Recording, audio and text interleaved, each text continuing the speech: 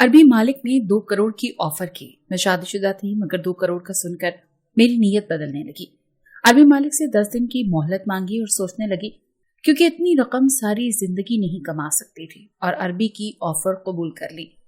मगर पहली रात ही मेरे होश उड़ गए। अरबी। मैं पूरी रात सुकून से सो नहीं पाई थी। आंखें बंद करती तो नोटों की गड्डियां मुझे नजर आने लगती। आंखें खोलती तो वही पुराना सा कमरा और छत पर लगा पंखा नजर आने लगता, जो पुराना और खराब होने की वजह से इतना हल्का चल रहा था कि उसके चलने के बावजूद मैं पसीने से शराबूर हो चुकी थी। मैं एकदम ही उठकर बैठ गई। अपने बराबर नजर दौड़ाई तो मेरे बराबर मेरा शौहर इस गर्मी और हब्स में बहते पसीने में भी बेखबर सो रहा था। कल तक तो मैं भी थकन से चूर गर्मी में भी यूं सो जाया करती थी, लेकिन जो वाकया आज रूनुमा हुआ था उसने मेरी नींदें उड़ा के रखनी थी। मैंने अपने अरबी मालिक से बस 2 दिन की मोहलत मांगी थी, और मैं जब से घर वापस आई थी मुसलसल सोच रही थी कि क्या करूं और क्या ना करूं। 2 करोड़ कोई छोटी रकम तो ना थी, बहुत बड़ी रकम थी। मेरे तमाम मसाइल अरबी मालिक के 2 करोड़ के चेक से हल हो सकते थे, लेकिन इस रकम के लिए जो चीज उन्होंने मुझसे मांगी थी वो भी छोटी ना थी, बहुत बड़ी बात थी, क्योंकि मैं एक शादीशुदा औरत थी। मैं कैसे उनके साथ वो सब कर सकती थी जिसका मुआवजा वो मुझे 2 करोड़ दे रहे थे। मैं पहले तो मालिक की बात सुनते ही इनकार कर चुकी थी, लेकिन अगले ही पल मुझे अपनी कम मायगी का ख्याल आने लगा। मैंने कहा, मुझे 2 दिन की मोहलत है, मुझे सोचने के लिए वक्त चाहिए। वो कहने लगे, 2 दिन से ज्यादा का वक्त नहीं दे सकता, मुझे आप 2 दिन तक जवाब दे दीजिएगा। मैंने हामी भर ली और घर लौट आई। जब से घर आई थी मेरा सारा ध्यान मालिक की इस बात को सोचने जा रहा था। मैं एक फैक्ट्री में जॉब करती थी। वहां बच्चों की रेडीमेड कपड़े तैयार किए जाते थे, और मैं उन खवातीन पर सुपरवाइजर थी जो वहां कपड़े सिलाई करती थी। हालांकि वहां मुझसे पहले भी 2 खवातीन सुपरवाइजर का काम सर अंजाम दे रही थी, लेकिन मालिक जिस कदर मेरे साथ नरमी और प्यार से पेश आते थे, बाकी स्टाफ के साथ उनका रवैया ऐसा ना था। वो बाकी वर्कर्स से सख्त लहजे में बात करते थे। मैं पिछले 6 माह से जॉब कर रही थी, और इन 6 माह में मालिक की जितनी मेहरबानियां मुझ पर कर चुका था, मेरे साथ साथ ऑफिस के दूसरे मुलाजिमीन भी हैरान थे। अक्सर खवातीन मुझसे ये कहने लगी थी कि हम इस ऑफिस में पिछले 3 साल से काम कर रही हैं, लेकिन मालिक ने हमारी तनख्वाह तो नहीं बढ़ाई, और तुम्हें नौकरी करते हुए अभी चंद ही माह हुए हैं और तुम्हारी तनख्वाह भी बढ़ा दी, तुम्हें बोनस भी दे दिया। ऐसा भी तुम क्या काम करती हो? मुझे खुद मालिक की इस किस्म की मेहरबानी की वजह समझ में नहीं आ रही थी। एक खातून कहने लगी, बस मालिक इस लड़की की खूबसूरती पर मर मिटा है, इसीलिए तो ये मेहरबानियां उस पर हो रही हैं, वरना इस लड़की में दूसरी कोई खूबी तो है नहीं। ये बात सुनकर मुझे उस पर गुस्सा आने लगा। मैंने कहा, जबान संभाल कर बात करो। अगर मालिक मुझे तुम लोगों पर तरजीह दे रहा है तो जाकर मालिक से पूछो, मुझ पर इल्जाम तराशी करने की जरूरत नहीं है। मैं भी चिल्ला कर बोली थी। मेरा लहजा बुलंद हुआ तो बहुत से स्टाफ के लोग जमा हो गए। वो खातून भी मुझसे लड़ने लगी। बात मालिक तक पहुंच गई। जब मालिक वजह पूछने लगे तो मैंने बिना लिहाज और मुरवत के वो सब बातें बता दी जो मालिक के हवाले से खवातीन के माबैन मौजू एक गुफ्तगू बनी हुई थी। जब सबके सामने ये बातें मैंने बताई तो मालिक की घूरती नजर सब खवातीन पर थी, और वो खवातीन मालिक के तेवर देखकर शर्मिंदा सी हो चुकी थी। मालिक ने कहा कि इस फैक्ट्री का मालिक मैं हूँ, मेरी मर्जी, जिसके जितनी चाहे तनख्वाह बढ़ाऊं। आप लोग कौन होती हैं किसी की किरदार कुशी करने वाली? मालिक के सख्त कीर लहजे पर सब खवातीन की बोलती बंद हो गई थी। मालिक ने कहा कि आइंदा किसी ने इस किस्म की बातें फैलाने की कोशिश की तो मैं उसे नौकरी से निकाल दूंगा। मालिक की धमकी काम आ गई थी और मेरी जान को भी सुकून हो गया था, लेकिन शायद ये मेरी एक गलत सोच थी। चंद माह बाद ये हकीकत जब मेरे सामने आई तो मैं चकरा कर रह गई। एक दिन मालिक ने मुझसे कहा कि फैक्ट्री बंद होने के बाद मैं ऑफिस में ही रहूं, कहीं न जाऊं, उन्हें मुझसे कुछ जरूरी बातें करनी है। ये सुनकर मुझे हैरत हुई थी। जब तमाम वर्कर्स छुट्टी के बाद यहाँ नहीं रुकते थे तो मैं क्यों रुकती, और फिर वो भी अकेले, क्योंकि ये हुक्म सिर्फ मेरे लिए सादिर हुआ था। छुट्टी के बाद तमाम खवातीन जा चुकी थी और दूसरे वर्कर भी आहिस्ता आहिस्ता जा रहे थे, लेकिन मालिक बड़े पुरसुकून तरीके से अपने ऑफिस के कमरे में बैठे थे। मैंने जरा सी दरवाजे को दस्तक दी ताकि उनसे कहूं कि भाई जो काम है मुझे बता दें, वरना मैं भी छुट्टी करूं। मेरी दस्तक पर मालिक ने मुझे अंदर आने की इजाजत दी, लेकिन मैं अंदर नहीं गई, बस दरवाजा खोला और दरवाजे की दहलीज पर खड़ी हो गई। मैंने कहा, मालिक जी कहिए क्या कहना है आपने? तो कहने लगे, यूं तो बात नहीं हो सकती, आप अंदर आएं, यहाँ बैठे मेरे सामने, मुझे आपसे बहुत जरूरी बात करनी है। मैंने अपनी कलाई पर पहनी घड़ी की तरफ देखा और फिर गहरा सांस खारिज किया और कुर्सी पर बैठ गई। लेकिन हैरत मुझे उस वक्त हुई जब मालिक ने कोई बात नहीं की, बल्कि वो तो मुझे बस गौर से देख रहे थे और साथ साथ मुस्कुरा भी रहे थे। मालिक की नजरों से मैं कुछ तजब्जुब का शिकार होने लगी और उसके बाद जो कुछ मालिक ने मुझसे कहा मेरा तो दिमाग खोल के रह गया था। कहने लगे, आप वाकई बहुत खूबसूरत हैं, आपको देखकर तो मेरी तबीयत बाग बाग हो जाती है। अपने मालिक की इस किस्म की बात सुनकर मैंने उन्हें बड़े खतरनाक तेवरों से देखा था। बजाय वो शर्मिंदा होने के मुस्कुराने लगे। मैंने कहा, आपको शर्म नहीं आती मुझसे इस किस्म की बातें करते हुए? मैंने कहा कि मुझे आपकी नौकरी नहीं करनी, वैसे भी मैं इतनी देर तक यहाँ आपकी ये फजूल गुफ्तगू नहीं सुन सकती। मेरा शौहर घर पर पहुंच चुका होगा और मेरा इंतजार कर रहा होगा। मेरे मुंह से ये बात सुनकर मेरे मालिक ने हैरत से मुझे देखा था। कहने लगे, क्या आप शादीशुदा हैं? मैंने कहा, जी हाँ।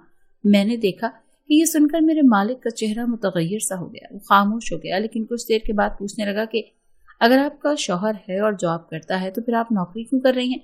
मैंने कहा, मेरे शौहर की तनख्वाह बहुत कम है और इसीलिए मैं अपने शौहर को सपोर्ट करती हूँ, इसीलिए नौकरी कर रही हूँ। हम दोनों कमाते हैं तभी हमारा घर चलता है। मेरी बात सुनकर वो बोला, ठीक है, आप जा सकती हैं और अगर आपको मेरी कोई बात बुरी लगी है तो मैं उसकी माजरत चाहता हूँ। आप कल से ड्यूटी पर आ जाइएगा। वो काफी संजीदगी से कह रहा था। मैं उठकर उसके कमरे से बाहर निकल गई, ऑफिस से बाहर चली गई। मेरा शौहर भी नौकरी करता था और मैं भी। हमारी शादी को 1 साल ही हुआ था, लेकिन हमारी अभी तक कोई औलाद नहीं हुई थी और हम खुद भी अभी पैदा नहीं करना चाहते थे, इसलिए कि हमारे हालात इस बात की इजाजत नहीं दे रहे थे। हम चाहते थे कि पहले दोनों नौकरी करके अपना घर खरीद लें, अपनी तंगी को दूर करें, फिर हम औलाद के बारे में भी सोचेंगे। इस मामले में हम दोनों मियाँ बीवी की एक ही राय थी। कुछ दिन तो मेरा मालिक खामोश रहा, लेकिन चंद दिन के बाद उसने मुझसे कहा कि वो मुझसे बहुत जरूरी बात करना चाहता है। मैंने कहा, आप मुझसे क्या बात करना चाहते हैं? वो कहने लगा कि मैं बहुत मजबूर हूँ, अगर आप मेरी मजबूरी हल कर देंगी तो मैं आपकी परेशानी को दूर कर सकता हूँ। मैंने पूछा कि मैं आपकी बात का मतलब नहीं समझी, और मैं वाकई नहीं समझी थी। पर जो बात उसने मुझे बताई वो सुनकर मेरा दिमाग चकरा कर रह गया। उसने कहा कि वो मुझे अभी के अभी 2 करोड़ की रकम देने को तैयार है, लेकिन बदले में मुझे उसकी बात माननी पड़ेगी। वो बात इतनी मामूली सी तो ना थी कि जो मैं मान जाती। पहले तो मैंने झट से इनकार कर दिया, लेकिन उसने मुझे कहा कि मैं उसे सोच कर जवाब दूं। मैं सोच में पड़ गई थी, क्योंकि ये रकम बहुत बड़ी थी और मेरी ज़रूरियात और मसाइल का हल भी थी। इसीलिए मैंने 2 दिन की मोहलत मांगी। फिर जैसे ही मैं उठकर उसके कमरे से बाहर जाने लगी तो उसने मुझे कहा कि वो 2 दिन से ज्यादा का वक्त मुझे दे नहीं सकता, मैं उसे 2 दिन के अंदर अंदर जवाब दे दूं। मसला ये था कि मुझे अब अपने शौहर से ये बात करनी थी। अब तक हम दोनों मियाँ बीवी एक दूसरे का साथ दे रहे थे और एक दूसरे को समझकर अपने हालात को बेहतर बनाने के लिए दोनों ही तगदौ में लगे हुए थे। लेकिन अब जो बात मैं अपने शौहर से करने वाली थी वो छोटी नहीं थी। मुझे 80% इस बात का यकीन था कि वो इनकार कर देगा। बस 20% ही उम्मीद थी कि शायद मान जाए और मुझे समझने की कोशिश करे। अगर मेरा शौहर मेरी बात मान जाता है तो बस 1 साल की तो बात थी और इसके बाद तो हम माला माल हो जाते और बड़ी खुशहाल जिंदगी जी सकते थे। लेकिन वो बात इतनी भी आम ना थी कि मैं अपने शौहर से बेतकल्लुफ होकर कह रही थी। मुझे तो ये भी डर था कि कहीं गुस्से में वो मेरे मुंह पर थप्पड़ ही ना मार डाले, क्योंकि बात उसकी गैरत पर जाकर लगती थी और कोई भी मर्द अपनी गैरत पर ऐसी बात बर्दाश्त नहीं करता। मेरी पूरी रात आंखों में गुजरी थी। मैं बस यही सोच रही थी कि शौहर से कैसे बात करूं। मेरे पास सिर्फ 2 दिन थे जिससे मुझे एक हतमी फैसला करना था। हमारे अखराजात ज्यादा और वसाइल कम थे। जो हमारी हालत थी, हम तो दोनों मिलकर काम करते थे, तब जाकर महीना गुजर जाता था। इस तनख्वाह में हम कभी भी अपना घर नहीं बना सकते। हालांकि मैं मेहनत इसलिए कर रही थी ताकि मैं पैसों को जमा करके अपना जाती घर खरीद सकूं, ताकि किराए के झंझट से हमारी जान छूट जाए। मैं फैक्ट्री में भी गायब दिमागी से गई थी और दिमाग बस ये एक बात चल रही थी कि ऐसा क्या कहूं कि मेरा शौहर मेरी बात मान जाए। रात को मैंने अपने मियाँ का पसंदीदा मटन कोरमा बनाया। खाना देखकर तो उसका चेहरा चहक सा गया था। फिर कहने लगा, मत बनाया करो, इतनी महंगी चीज है, जानती हूँ ना गोश्त कितना महंगा हो गया है। यही हमारे 4 दिन सादा खाने से आराम से गुजर जाते। उसने प्लेट में मटन कोरमा डालते हुए कहा। मैंने कहा, क्या हम सारी जिंदगी यही सोचते रहेंगे कि यहाँ से पैसे बचा लें तो वहां काम आ जाएंगे? कभी ये नहीं हो सकता कि हम बिना सोचे समझे बेदरीग पैसा खर्च करें, जो चीज चाहे खाएं पिए खरीदें? मेरी बात सुनकर वो कहने लगा, हालात तुम्हारे सामने ही हैं, हमारे नसीब में ये सब ऐश नहीं है। उसने रोटी का नवाला तोड़ा और खाने लगा। मैंने कहा, मुझे एक ऑफर हुई है कि अगर तुम मेरा साथ दो तो हम 1 साल में करोड़पति हो सकते हैं। मेरी बात सुनकर वो खाना खाना भूल गया। कहने लगा, क्या कहा तुमने? ऐसी कौन सी ऑफर हो गई है तुम्हें? मैंने डरते डरते धीरे धीरे से बात बता दी। बड़े खामोशी से उसने मेरी बात सुनी, लेकिन खाना वहीं छोड़ दिया। ये देखकर मेरा दिल धक धक कर रहा था। کچھ دیر کوئی نہیں سوچتا رہا اور میری جانب دیکھتا رہا۔ میں اس کے جواب کی منتظر تھی، سمجھ نہیں پا رہی تھی کہ اس سے پوچھوں یا نہ پوچھوں۔ پھر میں نے کہا کہ میں سوچ رہی ہوں کہ کل جا کر اپنے مالک کو انکار کر دوں۔ یہ بات سن کر اس نے میری طرف دیکھا، کہنے لگا تم نے مجھے بہت بڑے امتحان میں ڈال دیا ہے، لیکن جو آفر تمہارے مالک نے کی ہے وہ رقم اتنی زیادہ ہے کہ میں سمجھ نہیں پا رہا کہ تمہیں کیا جواب دوں۔ شاید وہ بھی میری ہی کیفیت سے گزر رہا تھا جسے میں سمجھ نہیں پا رہی تھی۔ اس کی بھی سمجھ میں نہیں آ رہا تھا کہ کیا کرے اور کیا نہ کرے۔ پھر اس نے مجھے کہا کہ ٹھیک ہے، تم اپنے مالک کی بات مان لو۔ اصل میں میرے مالک نے یہ کہا تھا کہ وہ بے اولاد ہے اور اس کی بیوی بانجھ ہے، اسے اولاد نہیں دے سکتی اور وہ اپنی بیوی کو چھوڑ نہیں سکتا کیونکہ سارا کاروبار تو دولت اس کی بیوی کے نام ہے۔ وہ کہنے لگا کہ اسے خوبصورت بچہ چاہیے اور چونکہ میں خوبصورت ہوں، مجھے دیکھ کر اس کو یہ خیال آیا تھا، اسی لیے میں تم پر زیادہ مہربانیاں کر رہا تھا۔ اگر تم غیر شادی شدہ ہوتی تو مجھ سے شادی کے بعد بچہ ہونے کے بعد طلاق نہ لیتی، لیکن مجھے صرف اولاد کے لیے شادی کرنی ہے۔ اب تم شادی شدہ ہو تو مجھے اس بات کی فکر نہیں۔ اگر تمہارا شوہر راضی ہو جائے تو وہ تمہیں طلاق دے دے اور میں تم سے عدت پوری ہوتے ہی نکاح کر لوں گا۔ جیسے ہی میری اولاد ہوگی میں تمہیں طلاق دے دوں گا۔ عدت پوری ہوتے ہی تمہارا شوہر تم سے دوبارہ شادی کر لے گا۔ 2 کروڑ ایک اچھی خاصی رقم ہے جن میں تم دونوں میاں بیوی کے حالات بہتر ہو سکتے ہیں۔ یہ وہ بات تھی جو میرے مالک نے مجھ سے کہی تھی۔ شوہر کو بھی اعتراض نہ تھا، اسی لیے میں نے بھی جا کر اگلے ہی روز مالک کو اپنے شوہر کی رضامندی بتا دی۔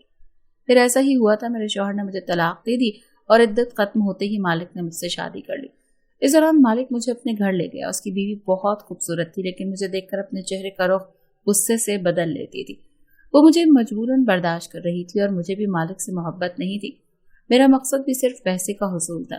ابھی میری شادی کو 2 ہی ماہ گزرے تھے کہ میں امید سے ہو گئی۔ مجھے تو خیر اس بات سے کوئی خاص خوشی حاصل نہیں تھی کیونکہ مالک میری مجبوری تھا، میرا محبوب نہیں۔ مجھے ابھی بھی اپنے شوہر سے ہی محبت تھی، لیکن مالک بہت خوش تھا۔ وہ میرا پہلے سے بہت زیادہ خیال رکھنے لگا اور اس کی بیوی بھی بہت خوش تھی۔